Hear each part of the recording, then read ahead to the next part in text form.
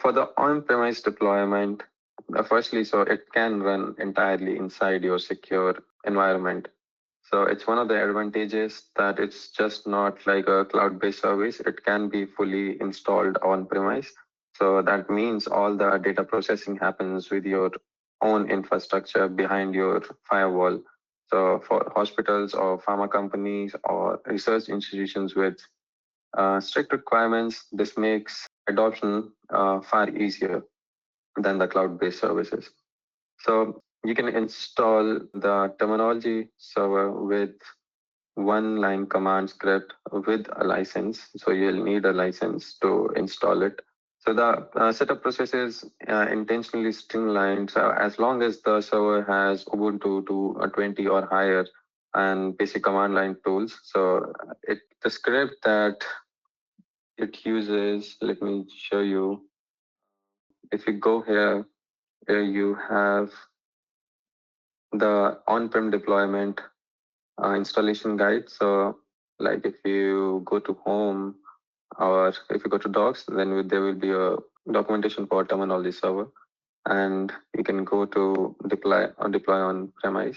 So this is the command that you need to run, and you also need to have the license key from JSL in order to run it in your own local system. So the first setup may take some time due to downloading the vocabulary data. So it's like a huge database that we curated from our own personal data sets and some open source data that we got. So we have all the synonyms, most commonly used abbreviations. So but it's all completely automated, and you just have to just run the script and it will be ready in your system then.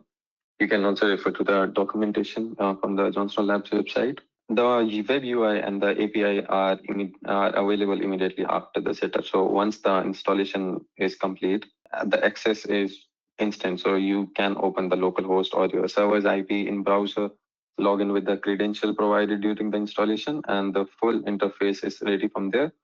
User can manually explore the terminology concepts via the UI, and the developers can connect programmatically through REST API. So no additional configuration is needed to begin searching. So you just have to run the command and it will be automatically configured in your system. The UI and the API will work as well after it's done installing.